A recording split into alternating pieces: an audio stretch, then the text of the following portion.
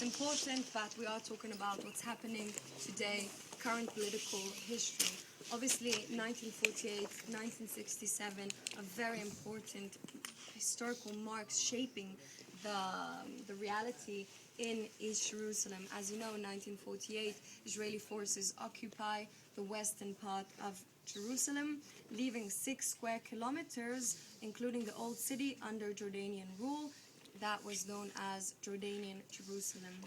Those 6 square kilometers were under Jordanian rule up until 1967, when Israeli forces occupy that area, illegally annex it, and turn it into a part of the Jerusalem municipality.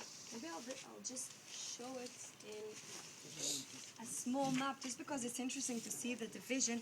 This is sorry for the small map, this is a map presenting Jerusalem a few days after the Naksa, after the 6-day war, as the Israelis refer to it. What we can see here in the gray is the western part of Jerusalem, inhabiting about 40,000 Jewish residents at the time.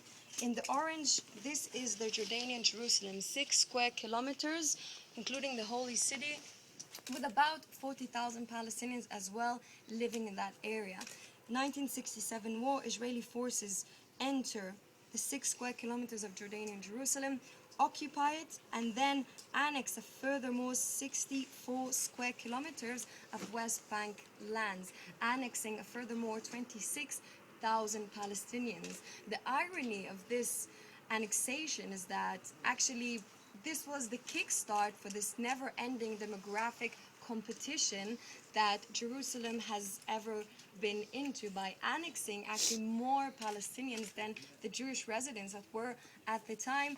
Actually, Jerusalem has been fighting off ever since this demographic rate. Today it's standing on about 60 to 40%, 40% of Palestinians, 60% of Jewish residents, and they're always trying to put down that demographic rate. Their ideal rate, as they themselves publish and market it, is to arrive to 28% of Palestinians living in the city, maintaining that black work, cheap labor force at 28%, with a demographic majority of Jewish residents.